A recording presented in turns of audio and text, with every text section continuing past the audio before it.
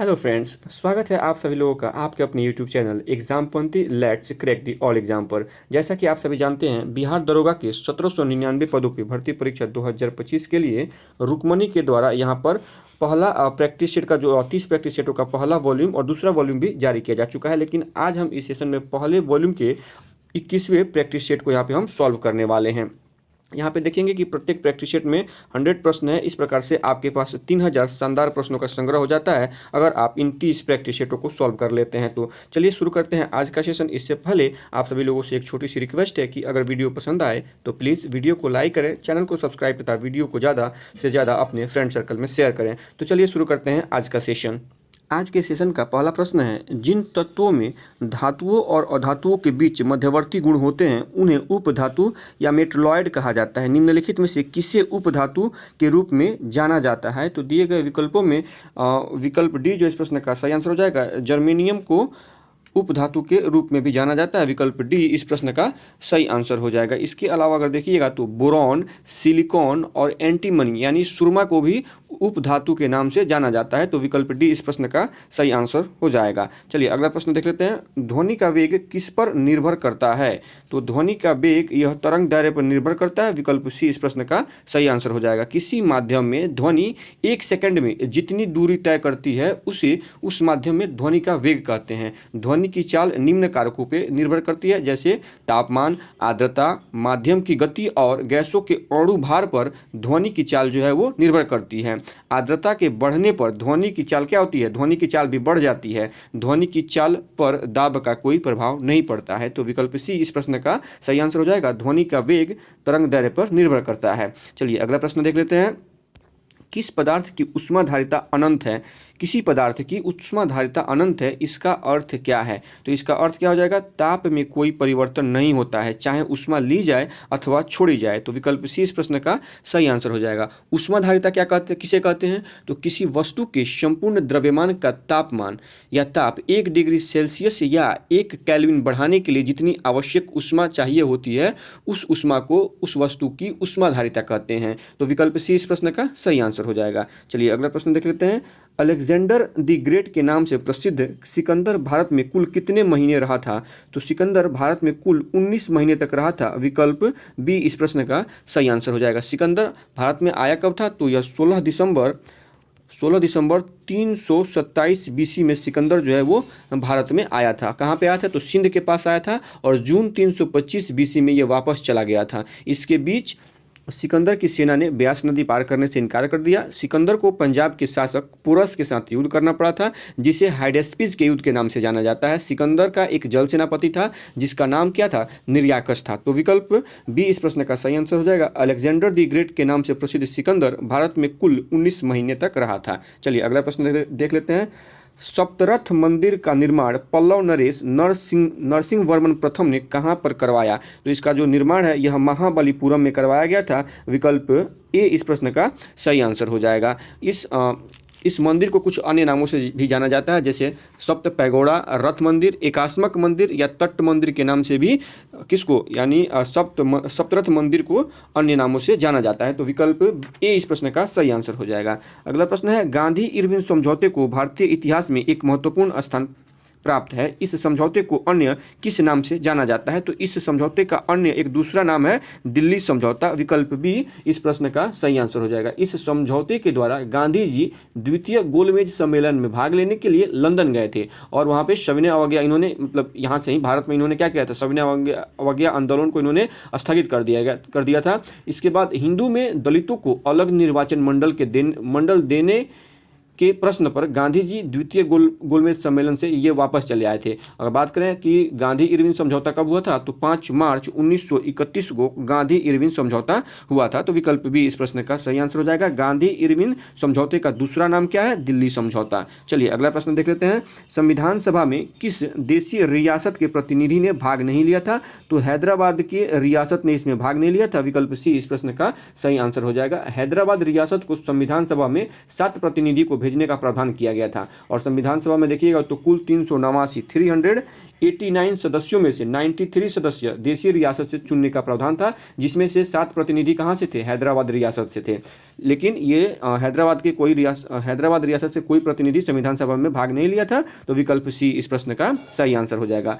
अगला प्रश्न है कि कागज की मुद्रा जारी करने वाला पहला देश कौन है? तो कागज की मुद्रा जारी करने वाला पहला देश चीन है, विकल्प सी इस प्रश्न का सही आंसर हो जाएगा। इसके अलावा अगर पूछा जाए कि भारत की जो मुद्रा है रुपया, यह किस पद्धति पर आधारित है, तो भारत में मुद्रा जो है, रुपया जो मुद्रा है, यह दशमलव पद्धति पर आधारित है और कागज की मुद्रा जारी करने वाला पहला देश कौन है? चीन है, तो विकल्प सी इस प्रश्न का सही आंसर है। अगला प्रश्न है कि मुगल पेंटिंग किसके शासन में अपनी चरम सीमा तक पहुंची थी? तो जो मुगल पेंटिंग थी वह जहांगीर के शासनकाल में अपने चरम पेंटिंग पे पहुंची थी, विकल्प सी इस प्रश्न का सही आंसर हो जाएगा। चलिए अगला प्रश्न देख लेते हैं।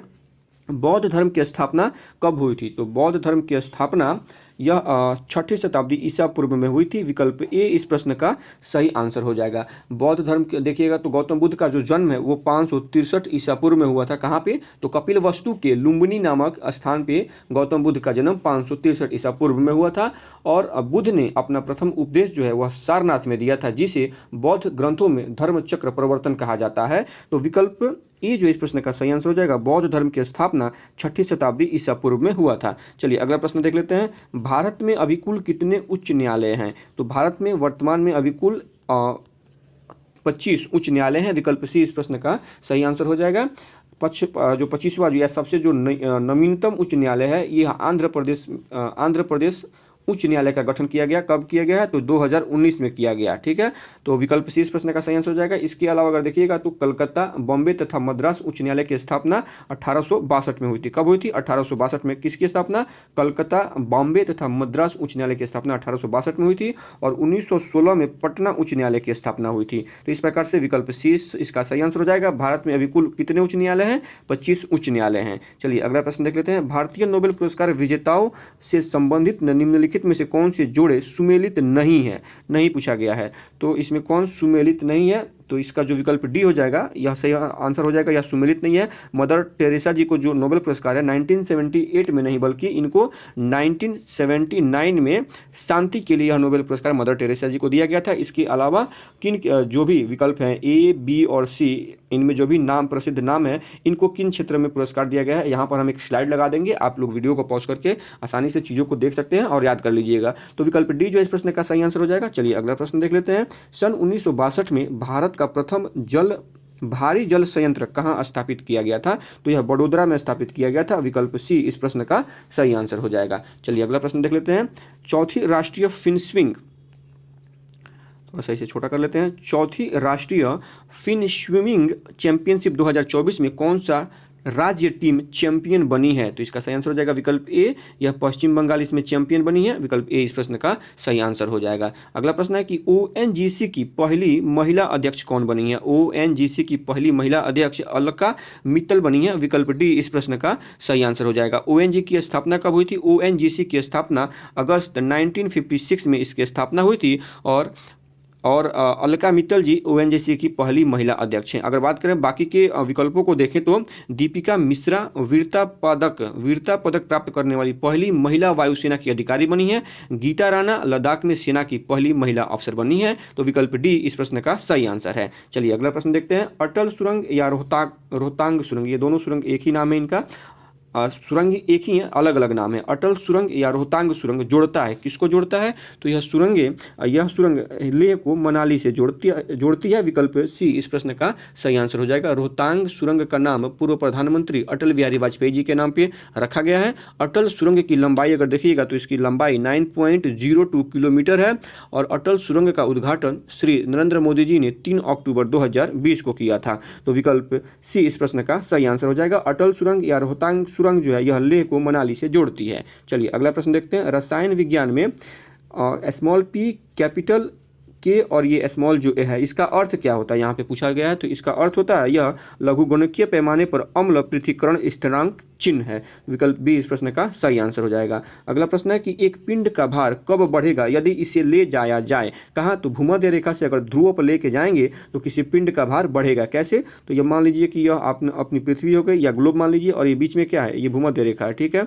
ये आपका नॉर्थ पोल हो गया और ये आपका साउथ पोल हो गया, और ये हमारा क्या है, भूमध्य रेखा है। तो जब यहाँ से किसी वस्तु को हम नॉर्थ पोल की तरफ या साउथ पोल की तरफ लेके जाएंगे तो वस्तु का भार बढ़ेगा, लेकिन जब किसी वस्तु को साउथ पोल से आप साउथ पोल से नॉर्थ पोल की तरफ, साउथ पोल से ध्रुव की ओर, भूमध्य रेखा की ओर, या नॉर्थ पोल से भूमध्य रेखा की ओर लेके आएंगे तो वस्तु का भार क्या होगा, कम होगा। इसलिए विकल्प डी जो इस प्रश्न का सही आंसर हो जाएगा। इसके अलावा कुछ अन्य तथ्यों को देखिएगा, तो पृथ्वी से ऊपर जाने पे वस्तु का भार घटता है, पृथ्वी के अंदर गहराई में यानी पृथ्वी के केंद्र में अगर जाते हैं तो वस्तु का भार घटेगा, या पृथ्वी के जब आप केंद्र पर पहुंच जाएंगे तो वस्तु का भार क्या होता है, शून्य हो जाता है।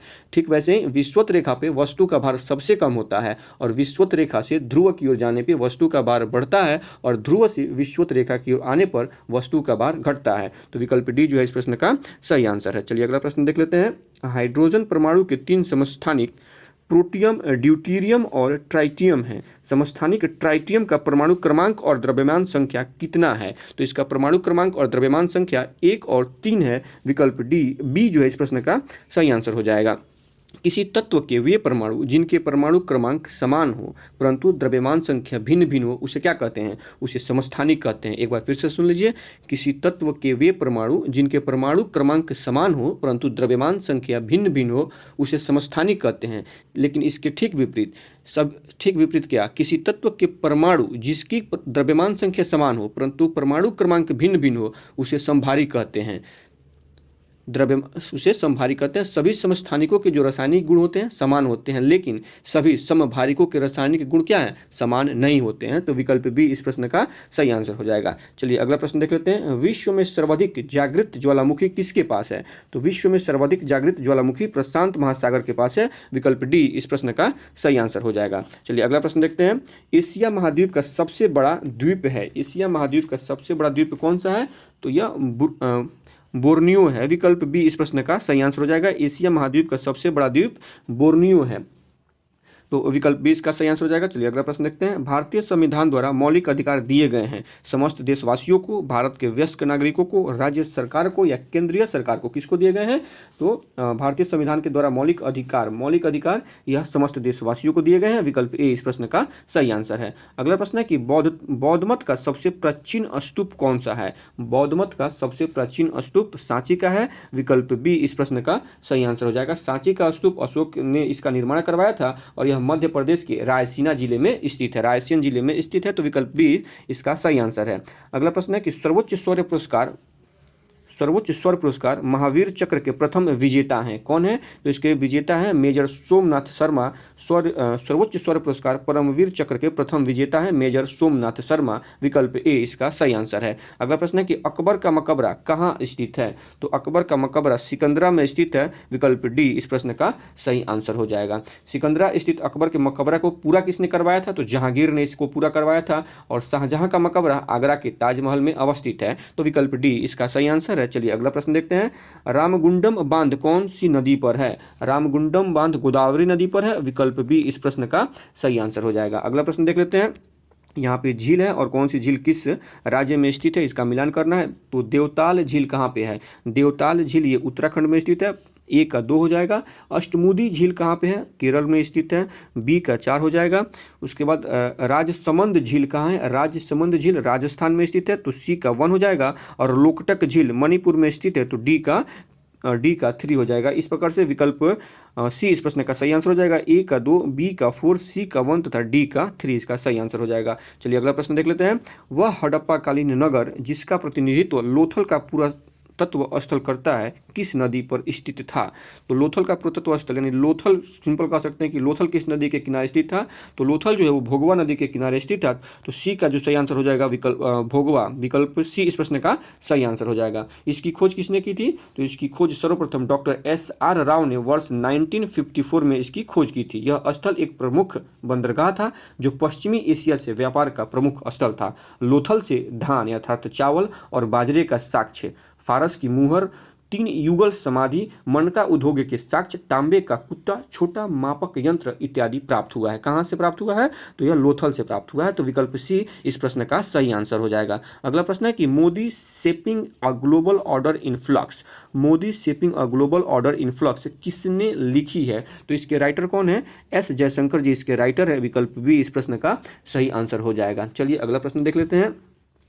वर्तमान में संघ लोक सेवा आयोग के अध्यक्ष कौन है? तो वर्तमान में संघ लोक सेवा आयोग संघ लोक सेवा जो है इसके अध्यक्ष कौन है? डॉक्टर अजय कुमार इसके अध्यक्ष हैं। ठीक है, कौन है? डॉक्टर अजय कुमार। यहाँ पे देखिएगा तो वो ऑप्शन नहीं दिया गया है क्योंकि ये प्रश्न जो है बहुत पहले सेट किया गया था। अगर नवंबर 2025 तक की बात करें तो वर्तमान में अजय कुमार, हम यहाँ पे लिख देते हैं डॉक्टर अजय कुमार जी वर्तमान में यूपीएससी के अध्यक्ष हैं। ठीक है, तो यहाँ पे इसमें कोई ऑप्शन सही नहीं होगा, तो विकल्प जो है इसमें कोई नहीं दिया गया है, तो अजय कुमार इसका सही आंसर हो जाएगा। चलिए अगला प्रश्न देख लेते हैं। वर्ष 2024 में पहला वैश्विक असमानता अनुसंधान पुरस्कार से किसे सम्मानित किया गया है? तो यह सम्मान जो है विकल्प ए और 2 यानी जेम्स बॉयस और बीना अग्रवाल को दिया गया है। वर्ष 2024 में पहला वैश्विक असमानता अनुसंधान पुरस्कार जेम्स बॉयस और बीना अग्रवाल जी को दिया गया है, तो विकल्प सी इस प्रश्न का सही आंसर हो जाएगा। चलिए अगला प्रश्न देख लेते हैं। किस राज्य के द्वारा जल संसाधन पोर्टल लॉन्च किया गया है? किस राज्य के द्वारा लॉन्च किया गया है? तो राजस्थान राज्य के द्वारा जल संसाधन पोर्टल को लॉन्च किया गया है। जल बजट अपनाने वाला भारत का पहला राज्य कौन है? जल बजट अपनाने वाला भारत का पहला राज्य केरल है, तो विकल्प सी इस प्रश्न का सही आंसर है। अगला प्रश्न है कि सामान्य रूप से आग बुझाने वाले यंत्रों में प्रयुक्त पदार्थ का नाम क्या है? तो सामान्य रूप से आग बुझाने वाले यंत्रों में सोडियम बाइकार्बोनेट का प्रयोग किया जाता है, अर्थात ये जो इस प्रश्न का सही आंसर हो जाएगा सोडियम बाइकार्बोनेट। सोडा अग्निशामक में सोडियम बाइकार्बोनेट एवं सल्फ्यूरिक अम्ल H2SO4 का भी प्रयोग किया जाता है। जब सोडियम बाइकार्बोनेट सल्फ्यूरिक अम्ल से अभिक्रिया करता है तो लवण, जल एवं CO2 गैस मुक्त होती है। यही जो CO2 गैस होता है वो क्या करता है? आग को बुझाने का कार्य करता है, तो विकल्प ए इस प्रश्न का सही आंसर हो जाएगा। चलिए अगला प्रश्न देख लेते हैं। 20 सेंटीमीटर फोकस दूरी का एक समद्विउतल लेंस है। यदि इस लेंस को मुख्य अक्ष के लंबवत 2 समान भागों में काटा जाए तो प्रत्येक भाग की फोकस दूरी होगी, प्रत्येक भाग की फोकस दूरी कितनी होगी? 40 सेंटीमीटर होगी। विकल्प सी इस प्रश्न का सही आंसर है। चलिए अगला प्रश्न देख लेते हैं। एक खाद्य श्रृंखला में ऊर्जा स्तरों का निर्माण किससे होता है? एक खाद्य श्रृंखला में ऊर्जा स्तरों का निर्माण जो होता है यह उपरोक्त सभी के द्वारा, अर्थात उत्पादकों के द्वारा, उपभोक्ता के द्वारा और अपघटकों के द्वारा एक खाद्य श्रृंखला में ऊर्जा स्तरों का निर्माण होता है, तो विकल्प डी इस प्रश्न का सही आंसर हो जाएगा। चलिए अगला प्रश्न देख लेते हैं। पूर्वोत्तर भारत की पहली वंदे भारत एक्सप्रेस गुवाहाटी को किस शहर से जोड़ेगी? तो यह गुवाहाटी को न्यू जलपाईगुड़ी से जोड़ेगी, विकल्प बी जो इस प्रश्न का सही आंसर हो जाएगा। भारत में वंदे भारत एक्सप्रेस की शुरुआत कब से हुई थी? तो इसकी शुरुआत जो है यह 15 फरवरी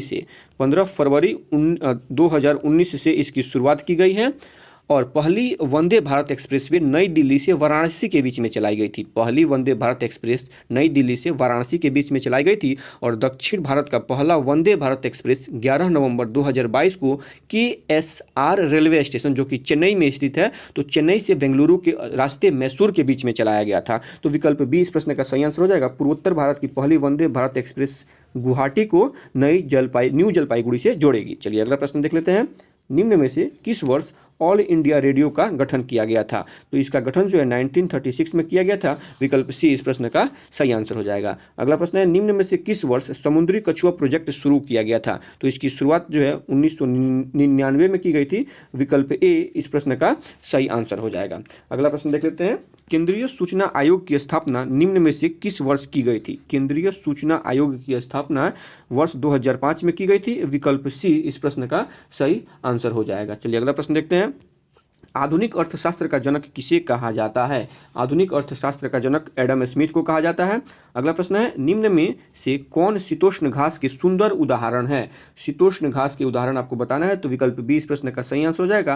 पंपास जो है यह शीतोष्ण घास के उदाहरण है। यह मैदान लगभग पंपास घास का जो मैदान है यह लगभग 30 डिग्री से 45 डिग्री अक्षांशों के मध्यवर्ती भागों में पाया जाता है। ठीक है, इस घास को अर्जेंटीना में पंपास, दक्षिण अफ्रीका में वेल्ड, ऑस्ट्रेलिया में डाउन्स, उत्तरी अमेरिका में प्रेयरी तथा यूरोप में इसे स्टेपी के नाम से जाना जाता है, तो विकल्प बी इस प्रश्न का सही आंसर हो जाएगा। अगला प्रश्न है कि निम्न में से किस संस्था का विलय 1886 यानी 1886 में भारतीय राष्ट्रीय कांग्रेस में हुआ था? किस संस्था का विलय हुआ था? इसका सही आंसर हो जाएगा विकल्प बी यानी इंडियन एसोसिएशन का जो विलय है वो 1886 में भारतीय राष्ट्रीय कांग्रेस में इसका इसका क्या हुआ था, विलय हो गया था। विकल्प बी इस प्रश्न का सही आंसर हो जाएगा। अगर बात करें इस संस्था की स्थापना किसने और कब की थी, तो 26 जुलाई 1876 को सुरेंद्र नाथ बनर्जी ने आनंद मोहन बोस के सहयोग से कोलकाता में अल्बर्ट हॉल में इंडियन एसोसिएशन की स्थापना की थी, जो कि आगे चलकर 1886 में भारतीय राष्ट्रीय कांग्रेस में इसका विलय हो गया था। चलिए अगला प्रश्न देख लेते हैं।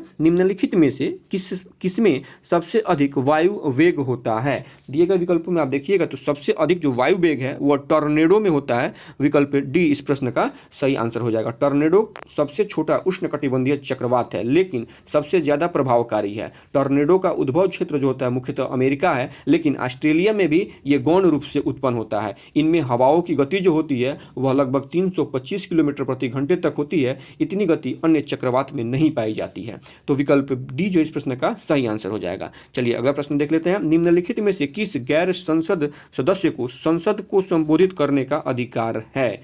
संसद को संबोधित करने का अधिकार किसको है, यह भारत की महान्यायवादी को यह अधिकार है। विकल्प ए इस प्रश्न का सही आंसर हो जाएगा। भारतीय संविधान के अनुच्छेद 76 में महान्यायवादी पद का उल्लेख है। महान्यायवादी भारत सरकार के सबसे बड़े विधिक अधिकारी होते हैं। भारत का महान्यायवादी न तो संसद का सदस्य होता है और न ही मंत्रिमंडल का सदस्य होता है, लेकिन वह किसी भी सदन में अथवा उसकी समिति में बोल सकता है, किंतु उसे मत देने का अधिकार नहीं है। तो विकल्प ए जो है इस प्रश्न का सही आंसर है। अगला प्रश्न है कि निम्नलिखित में से किसके कारण की गई आपात स्थिति की उद्घोषणा के दौरान अनुच्छेद 19 के विपरीत भी किसी विधि का अधिनियम किया जा सकता है या कार्यकारी आदेश जारी किया जा सकता है। तो इसका सही आंसर हो जाएगा विकल्प ए, युद्ध या बाहरी आक्रमण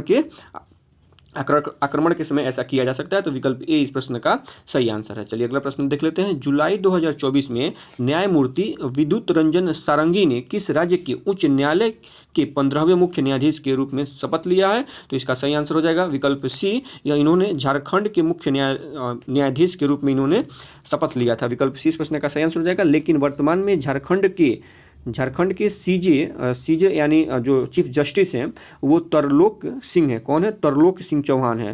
तरलोक सिंह चौहान वर्तमान में झारखंड उच्च न्यायालय के आप कह सकते हैं मुख्य न्यायाधीश हैं। तो विकल्प सी जो है इस प्रश्न का सही आंसर हो जाएगा। अगर क्रम की दृष्टि से देखिएगा तो तरलोक सिंह चौहान जो है ये क्रम की दृष्टि से 17वें मुख्य न्यायाधीश हैं। ठीक है, तो विकल्प सी इसका सही आंसर है। चलिए अगला प्रश्न देख लेते हैं। मार्च 2024 में एशिया का सबसे बड़ा ट्यूलिप गार्डन कहाँ जनता के लिए खोला गया है। तो यह ट्यूलिप गार्डन जो है श्रीनगर में खोला गया है। विकल्प बी इस प्रश्न का सही आंसर है। चलिए अगला प्रश्न देख लेते हैं। किसके द्वारा दिव्यांग व्यक्तियों के लिए सक्षम ऐप लॉन्च किया गया है। तो यह चुनाव आयोग के द्वारा दिव्यांग व्यक्तियों के लिए सक्षम ऐप जो है वो लॉन्च किया गया है। विकल्प ए इसका सही आंसर है। अगला प्रश्न है कि निम्नलिखित में से कौन एक स्व प्रतिरोधी बीमारी है। निम्नलिखित में से कौन एक स्व प्रतिरोधी बीमारी है। इसका सही आंसर हो जाएगा विकल्प सी, SCID जो है SCID यह एक स्व प्रतिरोधी बीमारी है। विकल्प सी इस प्रश्न का सही आंसर हो जाएगा। इसको सर्वर कंबाइंड इम्यूनोडिफिशियंसी कहते हैं। यह एक अनुवांशिक विकार है जो कार्यशील टी कोशिका एवं बी कोशिका को प्रभावित करता है। इसके इलाज में मुख्यतः अस्थि मज्जा ट्रांसप्लांटेशन क्रिया विधि का प्रयोग किया जाता है। तो विकल्प सी जो इस प्रश्न का सही आंसर है। अगला प्रश्न देख लेते हैं। व्हीटस्टोन सेतु के सिद्धांत को किसमें प्रयुक्त किया जाता है। तो इस सिद्धांत को विभव मापी यंत्र में इसको प्रयुक्त किया जाता है या इसका प्रयोग किया जाता है। तो विकल्प बी इस प्रश्न का सही आंसर हो जाएगा। इसके अलावा आमीटर की बात करें यानी विकल्प सी की बात करें तो यह विद्युत धारा इससे मापा जाता है। वोल्ट मीटर विभवांतर मापता है और विभव मापी विद्युत वाहक बल को मापता है। तो विकल्प बी इस प्रश्न का सही आंसर हो जाएगा। अगला प्रश्न है कि 1s2 2s2 2p6 और 3s2 इलेक्ट्रॉनिक विन्यास वाला तत्व का नाम क्या है। तो इस तत्व का नाम क्या है। तो तत्व का नाम क्या है। तो यह धातु है। क्या है, यह धातु है। विकल्प ए जो इस प्रश्न का सही आंसर हो जाएगा। अगला प्रश्न देख लेते हैं। लाइकेन किसके साथ सहजीवी है। लाइकेन किसके साथ सहजीवी है। तो यह शैवाल और कवक के साथ सहजीवी है। विकल्प सी इस प्रश्न का सही आंसर हो जाएगा। लाइकेन लैथोफाइट प्रकार की वनस्पति है। कैसी वनस्पति है, थैलोफाइट, माफ कीजिएगा, लाइकेन थैलोफाइट प्रकार की वनस्पति है। लाइकेनोलॉजी में लाइकेन का अध्ययन किया जाता है। लाइकेन का अध्ययन किसमें किया जाता है, लाइकेनोलॉजी में। तो विकल्प सी इस प्रश्न का सही आंसर है। चलिए अगला प्रश्न देखते हैं। जाफना प्रायद्वीपीय और श्रीलंका की मुख्य भूमि को जोड़ने वाले पास का नाम क्या है? तो इस पास का नाम है एलिफेंटा पास। विकल्प बी इस प्रश्न का सही आंसर हो जाएगा। इसके अलावा अगर बात करें पाक जल संधि की, तो यह मन्नार की खाड़ी तथा बंगाल की खाड़ी को जोड़ती है तथा भारत और श्रीलंका को अलग करती है। हॉर्मुज जल संधि की बात करें तो हॉर्मुज जल संधि फारस की खाड़ी और ओमान की खाड़ी को जोड़ती है तथा ओमान और ईरान को अलग करती है, जबकि डोबर जल संधि उत्तरी सागर और इंग्लिश चैनल को जोड़ता है तथा फ्रांस और ब्रिटेन को अलग करता है। तो विकल्प बी इस प्रश्न का सही आंसर है। अगला प्रश्न है कि भारत के कोरोमंडल तट पर सर्वाधिक वर्षा होती है, कब होती है? तो भारत के कोरोमंडल तट पर सर्वाधिक वर्षा अक्टूबर से नवंबर महीने में होती है। विकल्प डी जो है इस प्रश्न का सही आंसर हो जाएगा। इसे शीतकालीन मानसून या मानसून पर्यावर्तन का काल भी कहा जाता है। तमिलनाडु में शीतकाल में अधिक वर्षा होती है। भारत में अधिकांश वर्षा दक्षिण पश्चिम मानसून से होती है। एक बार फिर से सुन लीजिए कि भारत में अधिकांश वर्षा दक्षिण पश्चिम मानसून से होती है और भारत में सबसे पहले मानसून का प्रवेश जून के प्रथम सप्ताह में केरल तट पर होता है। तो विकल्प डी इस प्रश्न का सही आंसर हो जाएगा। भारत के कोरोमंडल तट पर सर्वाधिक वर्षा अक्टूबर से नवंबर महीने में होती है। चलिए अगला प्रश्न देख लेते हैं। स्वतंत्र भारत में मुद्रा का अवमूल्यन प्रथम बार किस वर्ष किया गया था? तो इसका अवमूल्यन जो है पहली बार 1949 में किया गया था। विकल्प ए इस प्रश्न का सही आंसर है। अगला प्रश्न है कि वायुसेना दिवस किस दिन मनाया जाता है? वायुसेना दिवस 8 अक्टूबर को मनाया जाता है। विकल्प डी इस प्रश्न का सही आंसर है। चलिए अगला यहाँ पे मिलान करने के लिए दिया गया है अधिवेशन, और इसका विषय क्या था? तो नागपुर कांग्रेस अधिवेशन का विषय क्या था? इसका विषय असहयोग आंदोलन का प्रस्ताव था। तो ए का हो जाएगा 3। ठीक है। लाहौर कांग्रेस अधिवेशन का विषय क्या था? पूर्ण स्वराज का प्रस्ताव था। तो बी का हो जाएगा 1। और कराची कांग्रेस अधिवेशन का विषय क्या था? मौलिक एवं आर्थिक प्रस्ताव। तो सी का हो जाएगा 2। और लखनऊ कांग्रेस अधिवेशन का विषय क्या था? तो गरम दल और नरम दल में यहाँ पर एकता हो गई थी। तो डी का हो जाएगा 4। इस प्रकार से आप देखेंगे तो विकल्प डी इस प्रश्न का सही आंसर हो जाएगा। ए का 3, बी का 1, सी का 2 तथा डी का 4 इसका सही आंसर हो जाएगा। तो विकल्प डी इस प्रश्न का सही आंसर है। चलिए अगला प्रश्न देख लेते हैं। शेर शाह के मकबरे का निर्माण किसने करवाया था? शेर शाह के मकबरे का निर्माण जो है यह शेर शाह ने खुद करवाया था। विकल्प ए इस प्रश्न का सही आंसर हो जाएगा। शेर शाह द्वारा सासाराम में तालाब के बीच अष्टभुजाकार भव्य स्वयं का मकबरा बनवाया गया। तो विकल्प ए इस प्रश्न का सही आंसर हो जाएगा। अगला प्रश्न है lessons life taught me annoying lessons life taught me unknowingly किसकी आत्मकथा है? तो यह अनुपम खेर जी की आत्मकथा है। विकल्प सी इस प्रश्न का सही आंसर हो जाएगा। अगला प्रश्न है विश्व रेड क्रॉस दिवस किस तारीख को मनाया जाता है? तो विश्व रेड क्रॉस दिवस 8 मई को मनाया जाता है। विकल्प सी इस प्रश्न का सही आंसर हो जाएगा। इसके अलावा विश्व प्रेस स्वतंत्रता दिवस कब मनाया जाता है? तो 3 मई को विश्व प्रेस स्वतंत्रता दिवस मनाया जाता है। 5 जून को विश्व पर्यावरण दिवस मनाया जाता है और 15 मार्च को विश्व उपभोक्ता दिवस मनाया जाता है। इन चीज़ों को एक बार फिर से सुन लीजिए। 8 मई को विश्व रेड क्रॉस दिवस मनाया जाता है। 3 मई को विश्व प्रेस स्वतंत्रता दिवस मनाया जाता है। 5 जून को विश्व पर्यावरण दिवस मनाया जाता है और 15 मार्च को विश्व उपभोक्ता दिवस मनाया जाता है। तो विकल्प सी इस प्रश्न का सही आंसर है। अगला प्रश्न है कि 2011 के जनगणना के अनुसार सर्वाधिक न्यून लिंगानुपात वाला धर्म है कौन सा है? तो सर्वाधिक न्यून लिंगानुपात वाला धर्म कौन है? तो यह सिख है। विकल्प सी इस प्रश्न का सही आंसर हो जाएगा। और बात करें न्यूनतम लिंगानुपात वाला राज्य कौन है? तो न्यूनतम लिंगानुपात वाला राज्य हरियाणा है। और सर्वाधिक लिंगानुपात वाला पहला राज्य कौन है? तो केरल है। यहाँ पे लिंगानुपात कितना है? तो 1084 है। ठीक है। तो विकल्प सी इस प्रश्न का सही आंसर हो जाएगा। 2011 के जनगणना के अनुसार सर्वाधिक न्यून लिंगानुपात वाला धर्म कौन है? तो सिख धर्म है। चलिए अगला प्रश्न देख लेते हैं। व्यक्तिगत सत्याग्रह का विचारधारा निम्न में से किसका था? व्यक्तिगत सत्याग्रह का विचारधारा निम्न में से किसका था? तो यह विचारधारा गांधी जी का था। विकल्प डी इस प्रश्न का सही आंसर हो जाएगा। चलिए अगला प्रश्न देखते हैं। अंग्रेजों ने अपनी प्रथम फैक्ट्री कहाँ पर स्थापित की थी? तो अंग्रेजों ने अपनी प्रथम फैक्ट्री जो है वो सूरत में स्थापित की थी। विकल्प ए इस प्रश्न का सही आंसर हो जाएगा। ईस्ट इंडिया कंपनी का प्रथम कारखाना भारत में सूरत में कब बना था या कब स्थापित हुआ था? तो 1608 में यह स्थापित हुआ था। तो विकल्प सी इसका सही आंसर हो जाएगा। अगला प्रश्न है कि केंद्र सरकार के द्वारा गायक मोहम्मद रफ़ी की 100वीं जयंती पर कितने रुपए का स्मारक सिक्का जारी करने की घोषणा की गई है? तो यह 100 रुपए की स्मारक सिक्का जारी करने का घोषणा किया गया है। विकल्प सी इस प्रश्न का सही आंसर है। अगला प्रश्न है कि प्रधानमंत्री श्री नरेंद्र मोदी ने किस शहर में जल संचय जन भागीदारी पहल का शुभारंभ किया है? तो किस शहर में इसका शुभारंभ किया गया है? सूरत में शुभारंभ किया गया है। इसका विकल्प सी इस प्रश्न का सही आंसर हो जाएगा। गुजरात सरकार के नेतृत्व में जल संचयन पहल की सफलता के आधार पर जल शक्ति मंत्रालय और राज्य सरकार के सहयोग से गुजरात में जल संचय जन भागीदारी पहल की शुरुआत की गई है। तो विकल्प सी इसका सही आंसर है। अगला प्रश्न है कि किस केंद्रीय मंत्री को टाइम मैगजीन की एआई की सबसे प्रभावशाली व्यक्तियों की सूची में शामिल किया गया है? वित्तीय मंत्री को या किस केंद्रीय मंत्री को, वित्तीय मंत्री को नहीं, किस केंद्रीय मंत्री को इसमें शामिल किया गया है? तो इनका नाम है अश्विनी वैष्णव। विकल्प सी इस प्रश्न का सही आंसर है। चलिए अगला प्रश्न देख लेते हैं। पूंछ मानव के किस अंग का भाग है? पूंछ मानव के किस अंग का भाग है? तो यह मानव के मस्तिष्क का भाग होता है। विकल्प बी इस प्रश्न का सही आंसर हो जाएगा। पूंछ में नाभिक होते हैं जो अग्र मस्तिष्क से सेरिबेलम तक संकेतों को रिले करता है। पूंछ के अगर कार्य देखिएगा तो सेरेब्रम तथा सेरिबेलम के बीच संवेदी जानकारी को रिले करता है, कामोत्तेजना को यह बढ़ाता है, श्वास विनिमय एवं नींद को क्या करता है? यह कंट्रोल करता है। तो विकल्प बी इस प्रश्न का सही आंसर हो जाएगा। अगला प्रश्न है कि निम्नलिखित में से कौन सी ग्रंथि मानव शरीर में पाई जाने वाली सबसे बड़ी ग्रंथि होती है? तो सबसे बड़ी ग्रंथि कौन है? यकृत जो है यह सबसे बड़ी ग्रंथि है, यानी लीवर जो होती है सबसे बड़ी ग्रंथि होती है। विकल्प सी इस प्रश्न का सही आंसर हो जाएगा। इसके अलावा मानव शरीर की द्वितीय सबसे बड़ी ग्रंथि क्या है? अग्नाशय है। पहली यकृत और द्वितीय अग्नाशय मानव शरीर की सबसे बड़ी ग्रंथि है। मनुष्य के शरीर में सबसे छोटी ग्रंथि क्या है? पिट्यूटरी ग्रंथि है। अग्नाशय अंतः तथा बाह्य स्रावी ग्रंथि दोनों है। तो विकल्प सी इस प्रश्न का सही आंसर हो जाएगा। यकृत मानव शरीर में पाई जाने वाली सबसे बड़ी ग्रंथि है। चलिए अगला प्रश्न देख लेते हैं।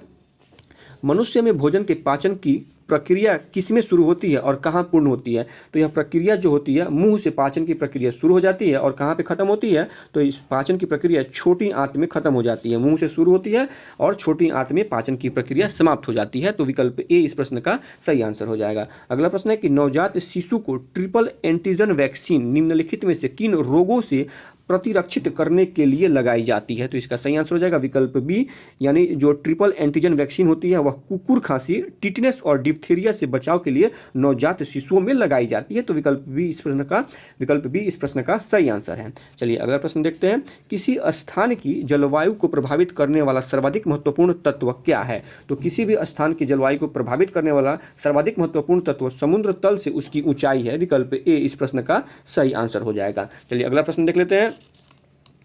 भूप्रपट्टी यानी अर्थ क्रस्ट जो होता है, भूप्रपट्टी का वह खंड जो अपनी स्थिति में ही रहा हो जबकि इसके चारों ओर की जमीन बैठ गई हो, उसे क्या कहते हैं? तो ऐसे निर्माण को क्या कहते हैं? ऐसे निर्माण को होस्ट कहते हैं। विकल्प ए इस प्रश्न का सही आंसर हो जाएगा। यानी भूप्रपट्टी का वह खंड जो अपनी स्थिति में ही रहा हो जबकि इसके चारों ओर की जमीन बैठ गई हो, इसे क्या कहते हैं? इसे होस्ट कहते हैं। विकल्प ए इस प्रश्न का सही आंसर है। अगला प्रश्न है कि निम्न में से किसे ऑर्गेनिक कृषि का जनक कहा जाता है? किसे ऑर्गेनिक कृषि का जनक कहा या माना जाता है? तो अल्बर्ट हॉवर्ड को ऑर्गेनिक कृषि का जनक माना जाता है।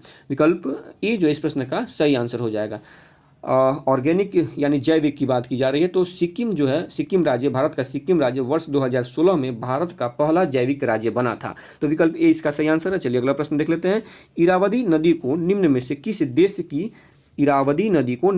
किस देश की जीवन धारा कहा जाता है? किस देश की यह जीवन धारा है? तो यह म्यांमार की जीवन धारा है। विकल्प सी इस प्रश्न का सही आंसर है। अगला प्रश्न है कि पटना गोलघर की स्थापना किसने की थी? तो पटना गोलघर की स्थापना जॉन गॉस्टिन ने की थी। विकल्प ए इस प्रश्न का सही आंसर हो जाएगा। गोलघर का निर्माण कार्य जो है वो 1786 ईस्वी में लॉर्ड कॉर्नवालिस के समय हुआ था। कब? 1786 में लॉर्ड कॉर्नवालिस के समय हुआ था और इसकी स्थापना जो है जॉन गॉस्टिन के द्वारा किया गया था। तो विकल्प ए इस प्रश्न का सही आंसर है। अगला प्रश्न है कि वर्ष 1969 ईस्वी में कौन सी घटना नहीं घटी थी? तो इसमें जो विकल्प डी है यानी एनसीईआरटी का जो गठन है वो 1969 में नहीं हुआ था। बाकी राजधानी एक्सप्रेस का शुभारंभ, इसरो का गठन, मानव का चंद्रमा पर पहुंचना, यह सभी घटनाएं वर्ष 1968 में हुई थी। जबकि एनसीईआरटी का जो गठन है वो कब हुआ था? 1961 में एनसीईआरटी का गठन हुआ था। तो विकल्प डी इस प्रश्न का सही आंसर है। चलिए अगला प्रश्न देख लेते हैं। निम्न में से कौन सी नदी उत्तर की दिशा में बहती है? तो दिए गए विकल्पों में आप देखेंगे तो चंबल नदी जो है यह उत्तर दिशा की ओर बहती है। विकल्प बी इसका सही आंसर हो जाएगा। ताप्ती और नर्मदा नदी पश्चिम की दिशा में बहती है। कृष्णा नदी पूर्व की दिशा में बहती है। चंबल नदी का उद्गम स्थान मध्य प्रदेश में मऊ के समीप स्थित जाना पाव पहाड़ी सिंगार चोटी से निकलती है। चंबल नदी इटावा से लगभग 38 किलोमीटर की दूरी पर यमुना नदी से मिलती है। तो विकल्प बी इस प्रश्न का सही आंसर हो जाएगा। अगला प्रश्न है कि मोनोजाइट किस का अयस्क है। मोनोजाइट किसका अयस्क है, तो यह थोरियम का अयस्क है। विकल्प बी इस प्रश्न का सही आंसर हो जाएगा। थोरियम भारत में केरल के समुद्री तट की मोनोजाइट बालू में प्रचुर मात्रा में उपलब्ध है। थोरियम का उपयोग परमाणु ऊर्जा के उत्पादन में होता है। तो विकल्प बी इस प्रश्न का सही आंसर हो जाएगा। मोनोजाइट थोरियम का अयस्क है। चलिए अगला प्रश्न देख लेते हैं। हड़प्पा की खोज का श्रेय किसे दिया जाता है। तो हड़प्पा की खोज का जो श्रेय है यह राय बहादुर दयाराम साहनी जी को दिया जाता है। विकल्प डी इस प्रश्न का सही आंसर हो जाएगा। चलिए अगला प्रश्न देख लेते हैं। भारत में पेंटिंग के संदर्भ में निम्न में से कौन सा युग्म सुमेलित नहीं है। ठीक है, तो दिए गए विकल्पों में विकल्प सी जो इस प्रश्न का सही आंसर हो जाएगा। गुलेर पेंटिंग कर्नाटक यह सुमेलित नहीं है, बल्कि गुलेर पेंटिंग जो है कहाँ से संबंधित है, किस राज्य से, तो हिमाचल प्रदेश राज्य से संबंधित है। गुलेर पेंटिंग कर्नाटक से नहीं बल्कि हिमाचल प्रदेश राज्य से संबंधित है, इसलिए विकल्प सी इस प्रश्न का सही आंसर हो जाएगा। अगला प्रश्न है कि प्रोजेक्ट एलिफेंट भारत में वर्ष डैश में शुरू किया गया था, यानी प्रोजेक्ट एलिफेंट भारत में कब शुरू किया गया था।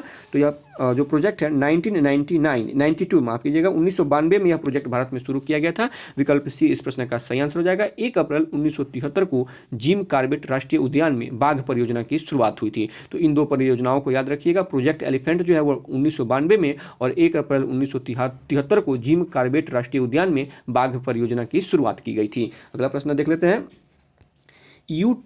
अंडर 20 विश्व कुश्ती चैंपियनशिप 2024 में किस भारतीय महिला रेसलर ने स्वर्ण पदक जीता है। तो अंडर 20 विश्व कुश्ती चैंपियनशिप 2024 में आप देखिएगा तो ज्योति बेरवाल जी ने महिला रेसलर में भारत की तरफ से इन्होंने स्वर्ण पदक जीता है। तो विकल्प डी इस प्रश्न का सही आंसर हो जाएगा। अगला प्रश्न है कि अगस्त 2024 में रिलायंस ने किसके साथ $8.5 बिलियन का विलय किया है। किसके साथ यह विलय किया है, तो इन्होंने विलय डिज्नी के साथ किया है। विकल्प सी इसका सही आंसर है। अगला प्रश्न देख लेते हैं। मलयालम भाषा के प्रसिद्ध कवि प्रभा वर्मा को उनकी किस कार्यकृति के लिए प्रतिष्ठित 33वें सरस्वती सम्मान से सम्मानित किया गया है। उनके किस काव्य कृति के लिए पूछा जा रहा है, तो उनकी काव्य कृति या रचना कौन सी है, तो रौद्र सात्विक के लिए उन्हें 33वीं सरस्वती सम्मान से सम्मानित किया गया है। विकल्प सी इस प्रश्न का सही आंसर है। अगला प्रश्न है कि निम्नलिखित में से कौन मानव शरीर को संक्रमण के विरुद्ध संघर्ष करने में सहायता करते हैं। कौन करते हैं, तो ये श्वेत रोधी कोशिकाएं जो होती हैं वह मानव शरीर को संक्रमण के विरुद्ध संघर्ष करने में सहायता प्रदान करती है।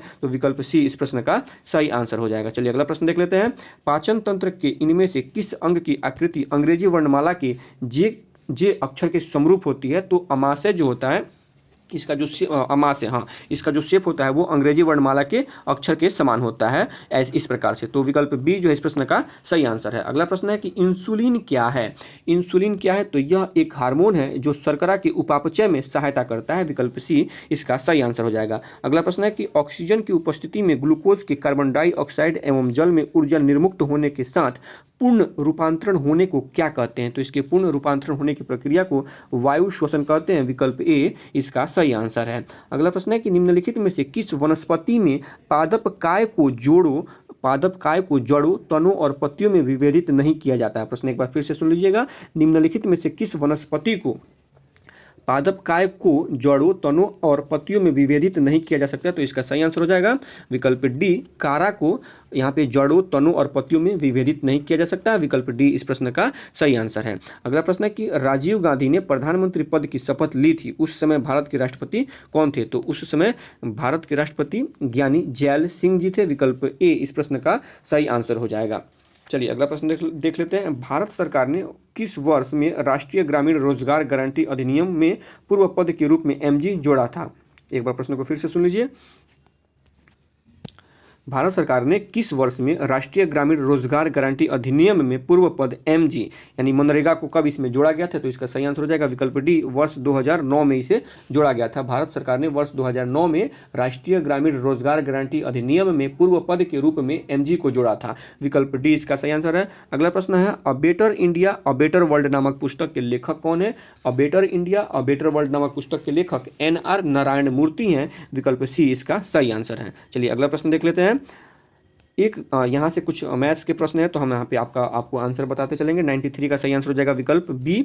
94 एक माँ और उसकी बेटी की वर्तमान आयु का अनुपात 7:1 दिया गया है, तो इसका जो सही आंसर हो जाएगा वह विकल्प सी इस प्रश्न का सही आंसर हो जाएगा। चलिए अगला प्रश्न देख लेते हैं। एक मैदान का आकार त्रिभुजाकार है 95, इसका जो सही आंसर हो जाएगा वो विकल्प बी है, 100 मीटर का होगा। ठीक है, अगला प्रश्न है एक पाइप एक टंकी को दूसरे पाइप से 3 गुना तेजी से भर सकता है। 96 नंबर जो प्रश्न है इसका सही आंसर हो जाएगा विकल्प बी, 4/5 आवर लगेंगे। ठीक है, अगला प्रश्न देखते हैं। ए और बी की वार्षिक आय दिया हुआ है, ये एक समान है, तो पूछा गया है कि ए और बी में प्रत्येक की वार्षिक आय क्या है, तो इसका सही आंसर हो जाएगा विकल्प बी, प्रत्येक की वार्षिक आय कितनी है, 1,25,000। इकाई दहाई सैकड़ा हजार 10,000 लाख, 1,25,000 इसकी वार्षिक आय है, विकल्प बी इस प्रश्न का सही आंसर हो जाएगा। 98 का सही आंसर हो जाएगा विकल्प बी, और माफ कीजिएगा 98 जो है इसका सही आंसर हो जाएगा विकल्प बी, और 99 का सही आंसर हो जाएगा विकल्प ए। चलिए अगला प्रश्न देख लेते हैं। 100 नंबर को जो क्वेश्चन है, अंतिम प्रश्न है ये, और इसका निम्नलिखित प्रश्न में 4 विकल्पों में से उस सही विकल्प का चयन करें जो वाक्यांश के लिए एक शब्द का विकल्प हो। खाने से बचा हुआ जूठा भोजन, इसको क्या कहते हैं? एक शब्द में अगर आपको बताना हो तो खाने से बचा हुआ जूठा भोजन को उच्छिष्ट कहते हैं। क्या कहते हैं? उच्छिष्ट कहते हैं। विकल्प सी इस प्रश्न का सही आंसर हो जाएगा। और खाने की इच्छा जो होती है, जो भूख जो होती है, उसे बुभुक्षा कहते हैं। खाने योग्य जो खाद्य पदार्थ होता है उसे खाद्य कहते हैं। और वर्षा के जल से सिंची गई जमीन को बरानी कहते हैं। वर्षा के जल से सिंची गई जमीन को बरानी कहते हैं। और खाने से बचा हुआ जो जूठा भोजन होता है उसे उच्छिष्ट कहते हैं। विकल्प सी जो इस प्रश्न का सही आंसर हो जाएगा। तो इस प्रकार से यहाँ पे 100 प्रश्नों का जो यह सेशन है समाप्त होता है। आशा करते हैं वीडियो आप लोगों को पसंद आई होगी। अगर वीडियो पसंद आई हो तो प्लीज़ वीडियो को लाइक करें, चैनल को सब्सक्राइब करें तथा वीडियो को ज़्यादा से ज़्यादा अपने दोस्तों के बीच में शेयर करें। तो फिलहाल इस सेशन को यहीं पे समाप्त करते हैं। मिलते हैं इसके अगले प्रैक्टिस सेट में, तब तक के लिए धन्यवाद।